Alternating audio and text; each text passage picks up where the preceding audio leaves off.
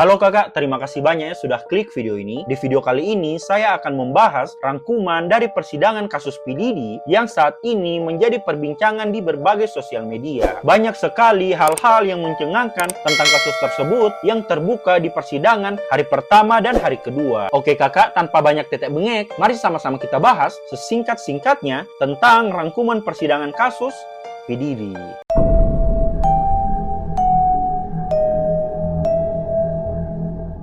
Nah, sebelum kita masuk ke rangkuman sidang hari pertama P. Diddy, di sini saya akan menjelaskan terlebih dahulu tentang background singkat dari P. Diddy ya kakak. Jadi kakak, St. John Combs dikenal dengan berbagai nama panggung seperti Puff Daddy, P. Diddy, dan Diddy adalah seorang rapper, produser musik, pengusaha, dan aktor asal Amerika Serikat. Ia lahir pada 4 November 1969 di Harlem, New York City, dan dibesarkan di Mount Vernon, New York. Di awal karirnya, ia memulai dengan bergabung sebagai intern di Uptown Records, kemudian mendirikan Bad Boy Records pada tahun 1993 dengan beberapa album terkenal seperti No Way Out tahun 1997, terjual lebih dari 7 juta kopi di Amerika Serikat, Forever tahun 1999, Press Play tahun 2006, dan The Love Album of the Great tahun 2023. Selama karirnya, Diddy menerima beberapa penghargaan seperti 3 Grammy Awards, 2 MTV Video Music Awards, dan bintang di Hollywood Walk of Fame tahun 2008. Ia juga mendirikan bisnis lain di luar Bad Boy Records dengan mendirikan merek pakaian St. John pada tahun 1998, menjadi duta merek Sirot Vodka pada tahun 2007 sampai dengan 2023,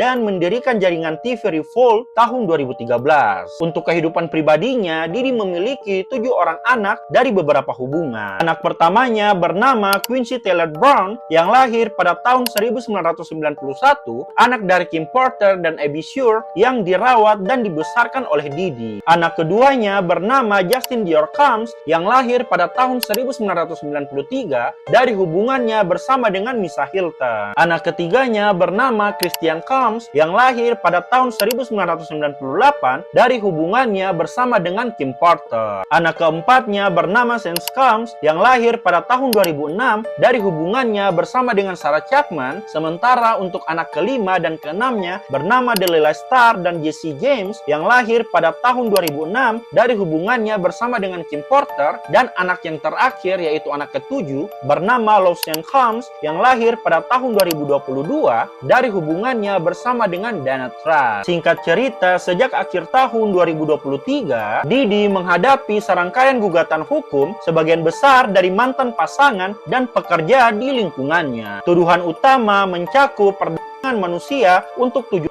seksual, kekerasan fisik dan seksual, pencucian uang dan pemerasan, serta penyalahgunaan narkoba dalam pesta seks yang disebut freak off. P. Diddy juga menghadapi puluhan gugatan perdata dari para individu yang menuduhnya menggunakan kekuasaan untuk melakukan penyerangan, intimidasi, dan pembungkaman. Mantan pacarnya yang bernama Casey Ventura mengajukan gugatan hukum yang diselesaikan dengan pembayaran sebesar 20 juta dolar. Namun beberapa wanita lain juga mengajukan tuduhan serupa. Puncaknya adalah penangkapan Diddy pada September 2024 setelah FBI melakukan penggerebekan besar-besaran di 2 kediamannya dan menemukan banyak barang bukti termasuk 1000 botol pelumas, puluhan perangkap perekam, obat-obatan terlarang, dan rekaman seksual tanpa izin. Setelah melewati berbagai proses penyelidikan dan penyidikan yang sangat panjang, sampailah kasus tersebut ke pengadilan, dan pengadilan telah menyeleksi puluhan calon juri dan memilih 12 orang juri dan 6 juri pengganti, yang mana para juri tersebut akan diambil sumpahnya sebelum persidangan dalam kasus Diddy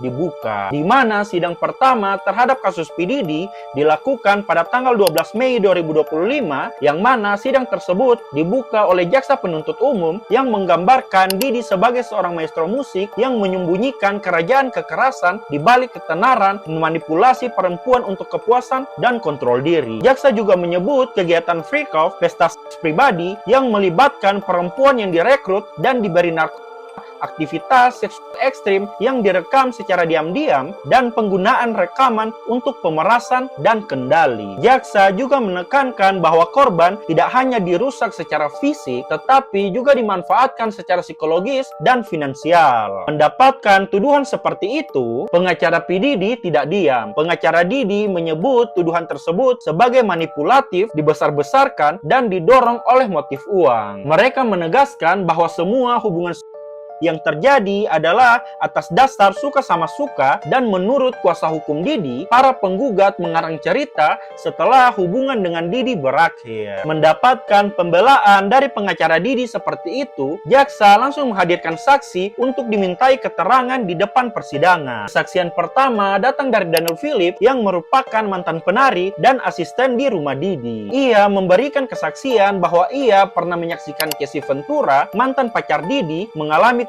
fisik. Ia juga pernah melihat pesta-pesta pribadi dengan wanita yang mabuk dan tidak sadar penuh, dan ia juga melihat kamera tersembunyi dipasang di beberapa ruangan. Persidangan kedua tentang kasus P. Diddy diadakan pada tanggal 13 sampai 14 Mei 2025, di mana pihak JPU menghadirkan Casey Ventura sebagai saksi kunci dalam kasus P. Diddy. Pada persidangan tersebut, Casey memberikan kesaksian di depan persidangan dengan mengungkapkan detail mengerikan, di mana ia bersaksi bahwa dirinya pernah diperkaos oleh Diddy pada tahun 2018 di sebuah hotel Beverly Hills setelah mereka putus. Casey juga bersaksi bahwa ia pernah dipaksa ikut free golf 2-3 kali seminggu, pernah diberikan pesta, sering dipukul, serta dimanipulasi secara emosional. Diddy juga pernah berkata pada Casey, "Kamu milikku selamanya." Casey mengungkapkan bahwa Diddy mengancam Kid Cudi secara verbal, di mana Diddy mengatakan, "Kalau aku lihat kamu dekat Casey lagi, mobilmu meledak." Dan for your information ya kakak, tak lama kemudian setelah Diddy mengatakan hal itu kepada Kid, mobil Kid Cudi benar-benar meledak di jalan tol, namun tidak ada bukti kuat yang mengaitkan Diddy secara hukum saat itu. Di persidangan tersebut, bukti fisik dan digital ikut ditampilkan di depan persidangan, di mana jaksa memutar video tahun 2016 yang menunjukkan Diddy menyeret dan memukul